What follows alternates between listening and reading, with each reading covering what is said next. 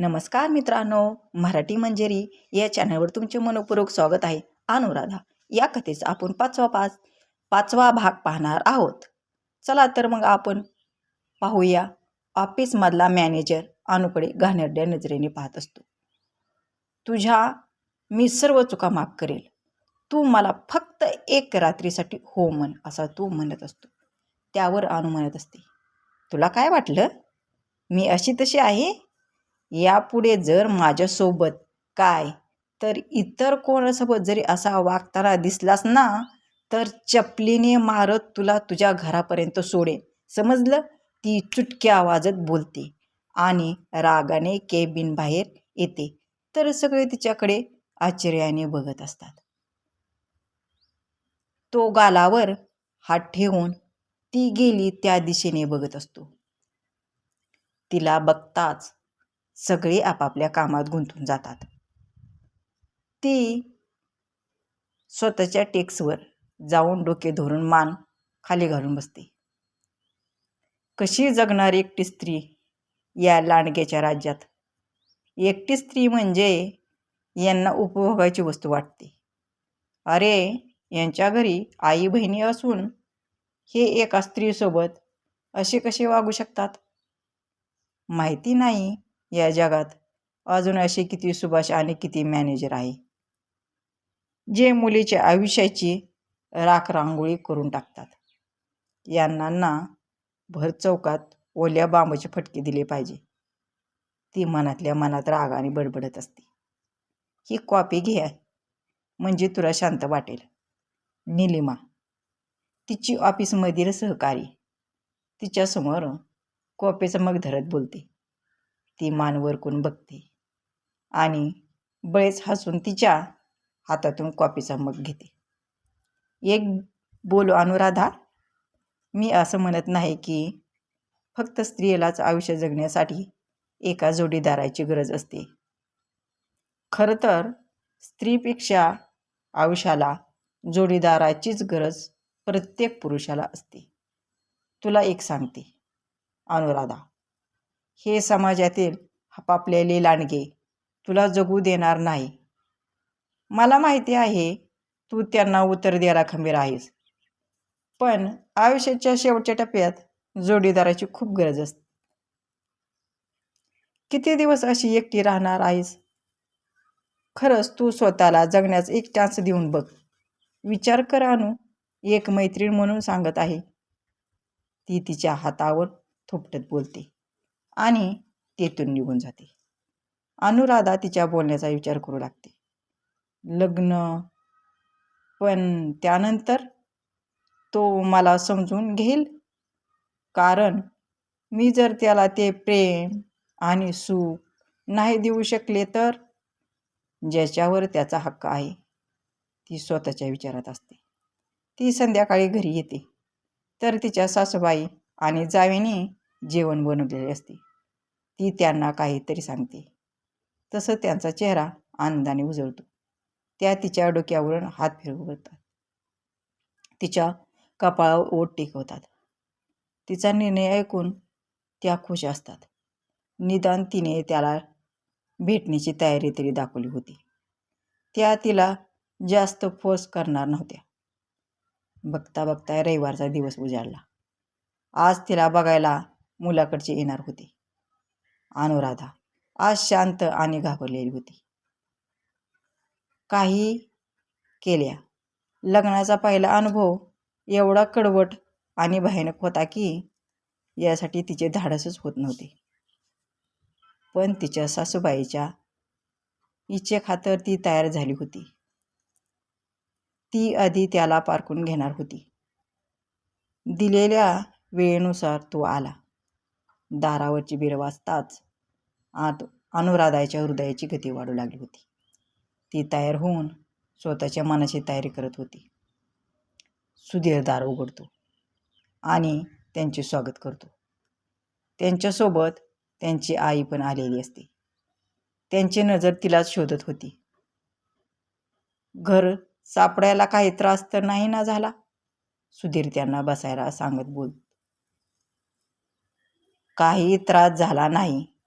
हा एरिया माझ्यासाठी जुना नाही. तो त्यांच्याशी हात मिळवत बोलतो. ओ सॉरी, माझी ओळख करून द्यायची राहिली.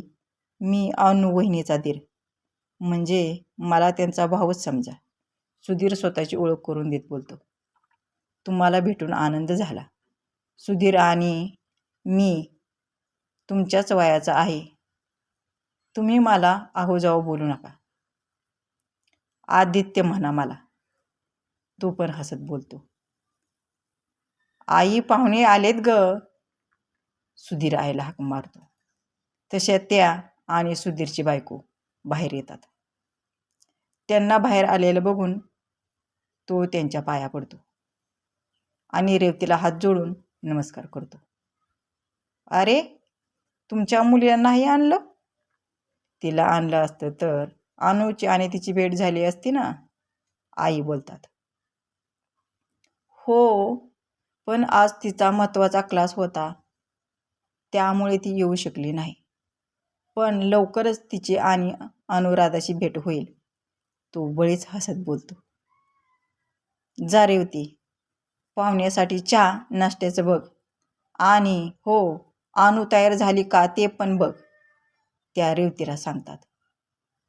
तो हॉल न्याहाळत असतो. सगळ्या गोष्टी जिथले तिथे व्यवस्थित ठेवलेल्या असतात. ते बघून तो खुश होतो. काहीच वेळात रेवती अनुराधाला बाहेर घेऊन येते आणि त्यांच्या समोरच्या चेअरवर बसवते. अनुराधा वर करून त्याच्याकडे बघते. ती त्याला बघतच राहते. आज ती पहिल्यांदा एका पुरुषाला असं बघत होती. तो पण गॉगलच्या आतून तिलाच न्याहाळत होता. तिच्या चेहऱ्यावर टेन्शन स्पष्टपणे जाणवत होते. आदित्यची आई तिला जवळ बोलावून घेते आणि तिच्या डोक्यावरून प्रेमाने हात फिरवतात. तुमची अनुराधा खूपच सुंदर आहे कांचनताई. अगदी माझ्या आदित्याला शोभेल अशी आहे.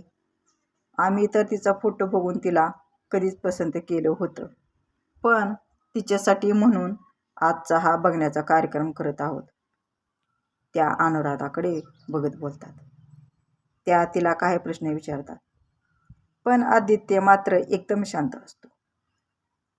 मला वाटतं कौशल्याताई, हे दोघे आपल्यासमोर बोलायलाच लाजत असतील. या दोघांना थोडा वेळ एकांतात बोलायला पाठवूया का? म्हणजे कसं दोघांना एकमेकांना जाऊन येता येईल आणि निर्णय घ्यायला सोपं पडेल. आदित्यची आई जयमालाताई बोलतात. तसं कौशल्याताई त्यांच्या बोलण्याला सहमती दर्शवतात. बाळा अनु, जा, त्यांना तुझी रूम दाखव. कौशल्याताई तिच्याकडे बघत बोलतात. ती मान हलवत उभी राहते आणि पुढे जायला निघते. आदित्य तिच्या मागे मागे असतो. ते दोघे रूममध्ये येतात. अनु त्याला बसायला सांगून बाहेर जाते. तो तिची रूम न्याहाळत असतो. काही वेळाने ती रूममध्ये परत येते तर तिच्या हातात चहाचा ट्रे असतो. ती त्यातील एक कप त्याला देते आणि दुसरा कप स्वतःला घेते. त्याच्या समोरच्या चेअरवर बसते. दोघांना अवघडल्यासारखे वाटत होते. तो चहाचा एक घोट घेतो आणि डोळे मिटून घेतो. वा, मस्तच, खूपच छान, तो डोळे मिटत बोलतो. थँक्स, ती नकळतपणे बोलून जाते. तसा तो तिच्याकडे बघतो. अरे वा, तुम्हाला बोलता येतं? तर मला वाटलं तुम्हाला बोलताच येत नाही, तो हसत बोलतो. त्याचं बोलणं ऐकून नकळतपणे तिला पण हसू येतं. आई सांगत होत्या तुम्ही माझ्याच कॉलेजमध्ये होता, पण मी कधी तुम्हाला बघितलं नाही, अनुराधा बोलते. हो, तुम्ही सायन्स बॅचला होता तर मी कॉमर्स बॅचला होतो. आणि तसंही तुम्ही कॉलेजमध्ये असून नसल्यासारखे होत्या. कधी कोणाशी बोलणं नाही की कधी कोणाकडे बघतही नव्हता. तरी एक हुशार विद्यार्थिनी म्हणून तुम्ही कॉलेजमध्ये प्रसिद्ध होता. मला तुमचं स्वप्न माहीत होतं आणि ते पूर्ण व्हावं यासाठी मी देवाजवळ रोज प्रार्थना करत होतो. पण जेव्हा अचानक तुमच्या लग्नाची न्यूज आली तेव्हा मला धक्का बसला. सॉरी, म्हणजे मी हा विषय काढायला नको होता. आपण बोलण्याच्या नादात काय काय बोलून गेलो हे लक्षात येताच तो तिची माफी मागतो. इट्स ओके, मला वाईट नाही वाटलं, ती बळेच हसत बोलते. तरी ती हर्ट झाली आहे हे त्याच्या लक्षात येत तसा तो विषय बदलतो. सॉरी, मी माझ्याबद्दल काय सांगितलं नाही. तर मी आदित्य ताटे Deshmukh, Avantika group of industries CEO पोस्टवर आहे. माझं पण आधी लग्न झालं होतं. म्हणजे मी लग्नच करणार नव्हतो, पण आईच्या इच्छेसाठी मी तिच्यासोबत लग्न केलं. खरं तर पण आमचं कधी जमलं नाही. म्हणजे तिला मॉडेलिंग आणि फिल्म इंडस्ट्रीत करिअर करायचं होतं, म्हणून आम्ही कधी एक होऊ शकलो नाही.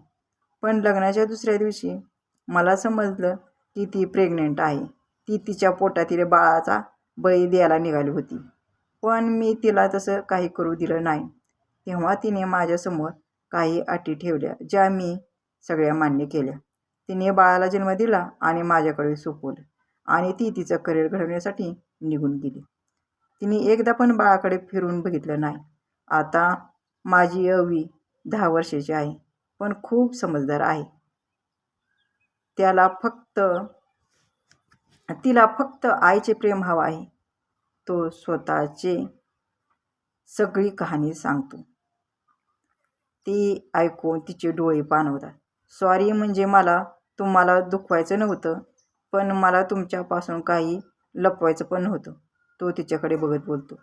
इट्स ओके मिस्टर आदित्य, जे खरं आहे ते आहे, तुम्ही गिल्ट वाटून घेऊ नका, ती बळीच हसत बोलते.